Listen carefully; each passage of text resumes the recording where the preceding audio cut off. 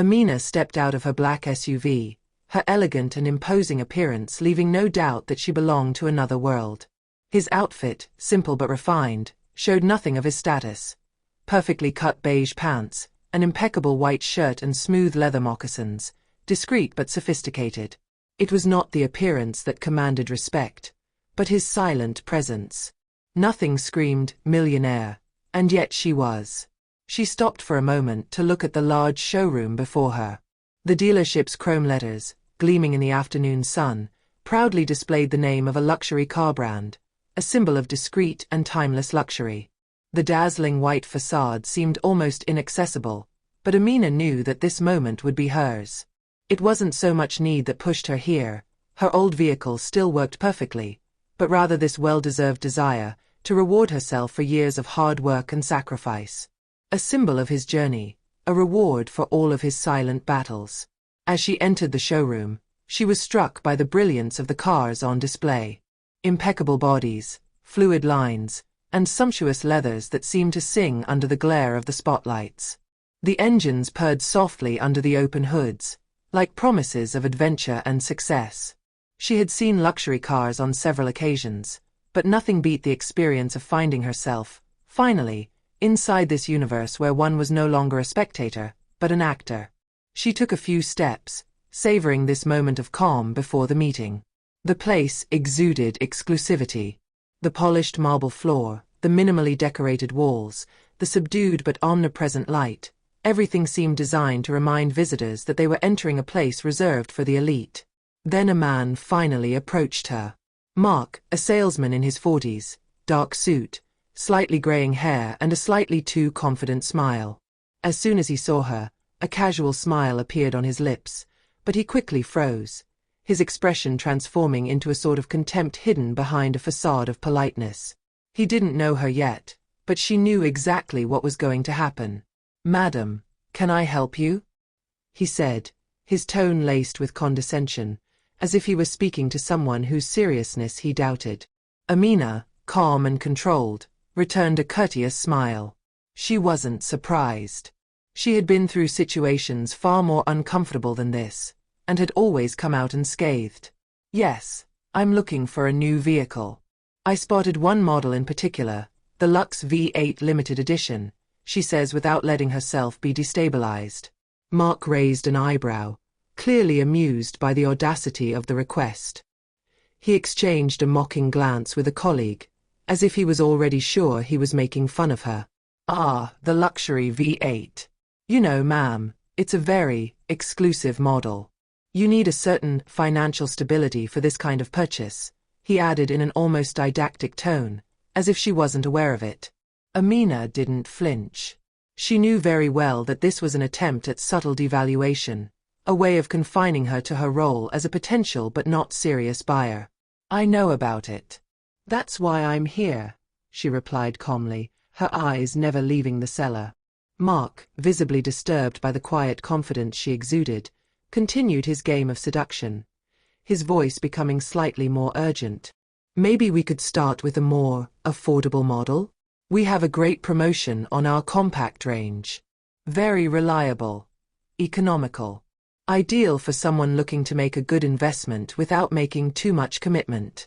This time, Amina tilted her head slightly, her eyes staring at the man in an almost questioning manner, as if trying to unravel the mystery of his misplaced arrogance.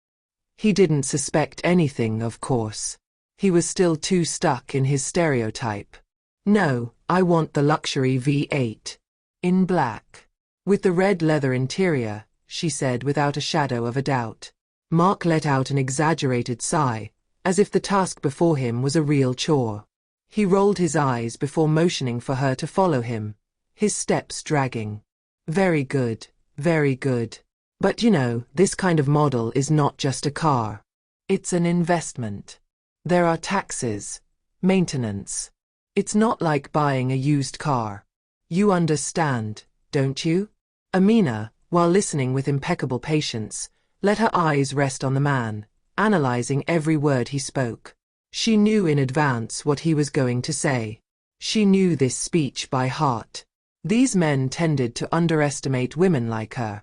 A black woman, well-dressed but sober, who did not fit the stereotype of the serious customer. They imagined she would be impressed, intimidated perhaps, but she knew too well what it was. She had seen men like Mark dozens of times. They tended to judge quickly, to belittle what they didn't understand. He continued to give her a long list of disadvantages, to justify his own indifference to her request. But Amina, perfectly zen, was not there for that. She was waiting for the one question that would change everything. The question he hadn't anticipated. "Do you have this model in stock?" she asked with calm assurance. Mark chuckled lightly, a smug attitude that betrayed his hasty judgment. "Yes. But it's a limited edition. Very exclusive. Funding approval is required before." Amina interrupted in a calm but firm voice, her words as sharp knives. "I'll buy it in cash." Silence immediately fell between them. The resonance of his words suspended the air around them. Mark blinked, as if part of his world had just cracked. The arrogance he wore like armor cracked for a moment, and a slight shiver of uncertainty crossed his face.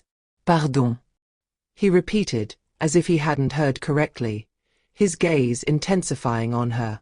Amina, serene, then took her phone out of her handbag, as if she were taking out a simple administrative document. With a leisurely gesture, she opened the banking application and showed him the screen. Against the light background of his phone, the numbers were displayed with glacial precision. The balance displayed was far beyond what Mark could have imagined. Far too high for the profile he had assigned to it. "I will pay in one go. I want the car today." Mark immediately turned pale. His cheeks turned a pale shade of red, and he felt his mask of superiority crack, falling apart. Opening his mouth, he closed it just as sharply, not knowing how to react. His certainty that he was dealing with a client who was easy to manipulate was disappearing before his eyes. I'm going to tell my superior," he stammered, caught in the turmoil of his own failure of judgment. He hurried away, almost running, and disappeared behind a sliding door that led to the back room. Amina, for her part, did not move. She crossed her arms, her gaze fixed on the empty space in front of her, the scene from before still vivid in her mind. The indignation at Mark's attitude had not destabilized her.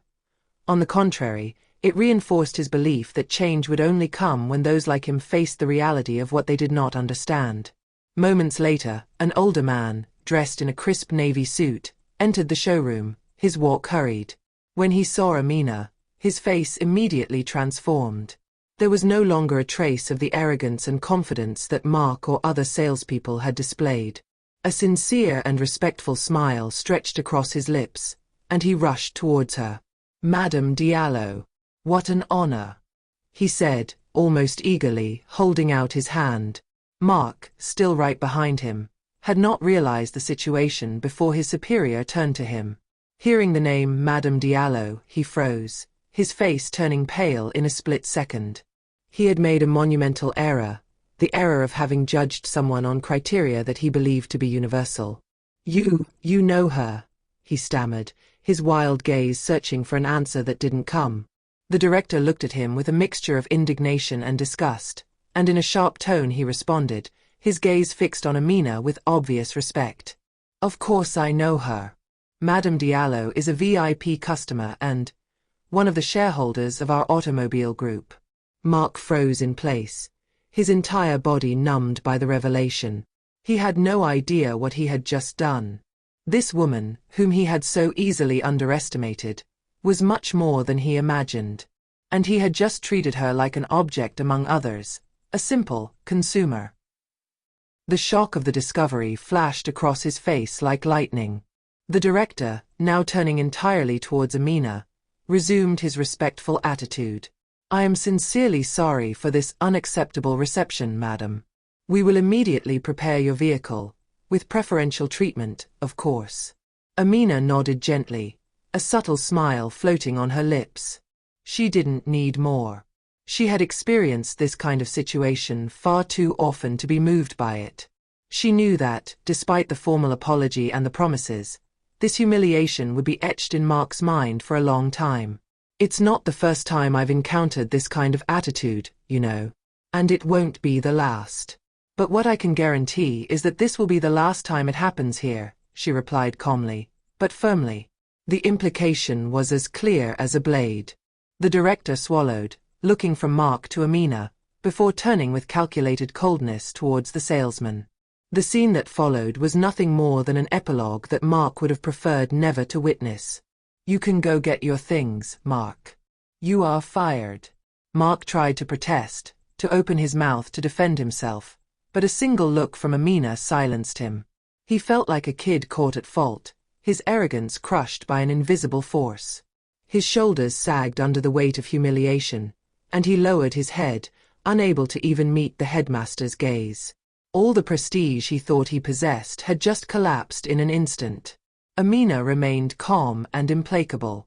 She waited for the director, visibly embarrassed, to apologize again before collecting the keys to her vehicle, the transaction now perfectly clear.